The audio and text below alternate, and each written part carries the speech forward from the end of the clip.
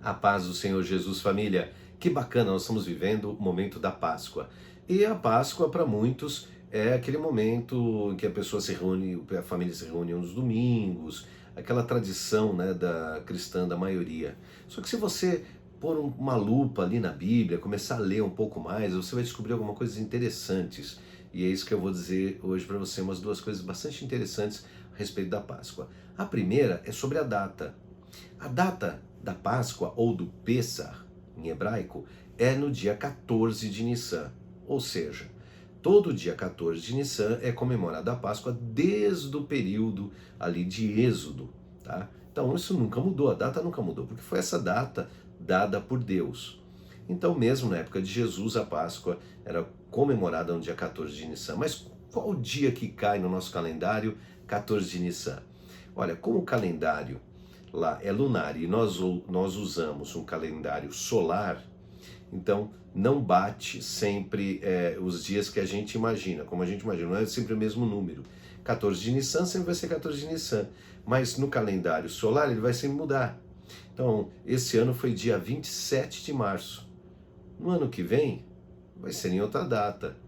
No outro ano vai ser outra data. Então, sempre 14 de Nissan caindo em datas diferentes do nosso calendário que a gente utiliza aqui no Ocidente. Então, esse ano foi dia 27 de março. Você lembrou de Cristo no dia 27 de março? Porque dia 27 de março é o dia do Pêssar, da Páscoa, e Jesus é o nosso Cordeiro Pascal.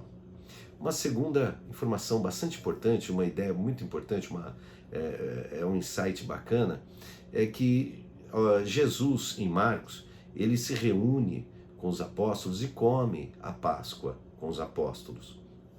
Já vi comentaristas que colocam outras opiniões, mas assim, outras ideias, outras possibilidades, nada com martelo batido, mas outras possibilidades. Agora, no Evangelho de Marcos, está lá bem claro que Jesus sentou à mesa com os apóstolos e comeu a Páscoa, né? Porque a Páscoa é realmente isso, é comer. Lá em Êxodo, lembra que daí, olha, vai comer do cordeiro, não pode quebrar nenhum osso, vai comer com pães, aí você vai ter ervas amargas e a carne, e vai comer rápido. Tem toda uma questão em torno desse momento em que o povo de Deus vai se alimentar para sair do Egito, né? Então, era imolado um cordeirinho, que é o Cordeiro Pascal, para libertação, para que o povo seja liberto do Egito. Jesus é o nosso Cordeiro Pascal, o próprio apóstolo Paulo fala sobre isso, porque ele nos liberta do Egito dessa vida, tá certo? Agora, olha que interessante também. Então, Jesus está à mesa com os apóstolos, come a Páscoa e deixa para o final um pão e um cálice.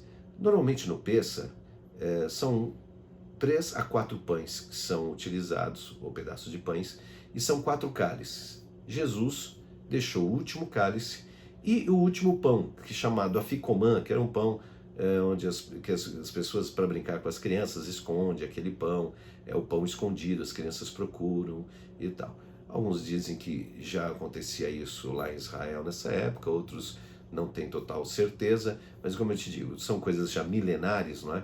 Então a gente vai pela Bíblia. Então na Bíblia Sagrada diz que o Senhor Jesus Cristo, ele pegou o pão, que seria então logo após a finalização do Pêssar, a finalização dessa ceia pascal, ele pega um pão. Então provavelmente ou é o aficomã, o último pão ali, o pão escondido. E ele revela, ele diz, este é o meu corpo que será partido por vós, né? Ele simboliza aquele pão como corpo. E ele parte entre os apóstolos aquele pão, dizendo que cada um vai ter parte com ele, participando de quem ele é.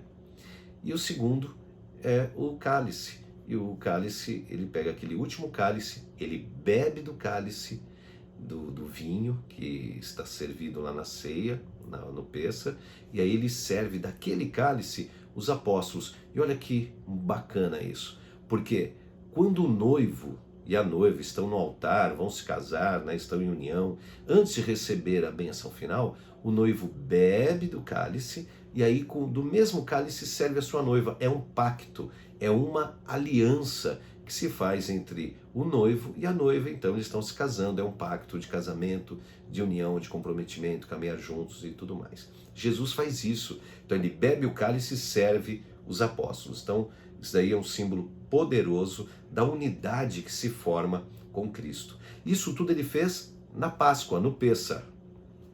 Então hoje em dia nós comemoramos a Páscoa uma vez por ano, mas esse momento de comunhão, do partir do pão e o beber do cálice, a gente pode fazer todo dia, pode fazer ou toda semana, ou todo mês, ou uma vez por ano também. Isso não tem problema, porque obviamente se for pensar, não, como a Páscoa é uma vez por ano, só poderia comer do pão e do cálice uma vez por ano, então teria que ter a ceia, teria que ter a comida toda, comer todos os itens ali que são pertencentes ao Pêssar. Então, Jesus, na sua imensa sabedoria, instituiu lá o pão e o cálice, e comer e beber em memória dele, né? Comer e beber sempre em memória do Senhor, tá bom? Então são duas coisas bacanas, uma é essa, a data, que você já sabe, esse ano aqui foi dia 27 de março, vamos ver qual vai ser agora em 2021, em 22, e a segunda questão é essa aliança, né? Você viu de onde que vem a Santa Ceia? E esse momento de comer do pão como é importante, né? Em memória do Senhor, fazer parte e beber do cálice é o sinal da tua aliança com Jesus. Espero ter ajudado você. Se você tiver dúvidas, se você quiser comentar se gostou ou não gostou, é bem-vindo, tá bom? Deus te abençoe. Fique na paz do Senhor Jesus.